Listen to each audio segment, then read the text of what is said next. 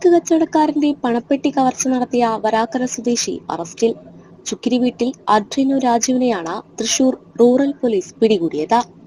November 18-നാണ് കേസിനാസ്പദമായ സംഭവം നടന്നത്.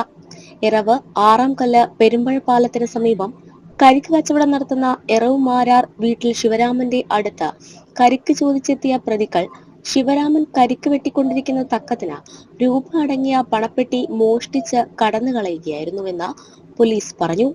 Thrissur rural ജില്ലാ പോലീസ് അന്വേഷണ സംഘം നടത്തിയ അന്വേഷണത്തിലാണ് പ്രതികളെ ആമ്പല്ലൂരിൽ നിന്നും പിടികൂടിയത്. അഡ്രിനോ പുതുക്കാട്, അന്തിക്കാട്, വരന്തരപ്പിള്ളി, തൃശൂർ ഈസ്റ്റ് പോലീസ് സ്റ്റേഷനുകളിലായി 3 മോഷണ കേസുകളിലും 7 ക്രിമിനൽ കേസുകളിലെയും പ്രതിയാണ്.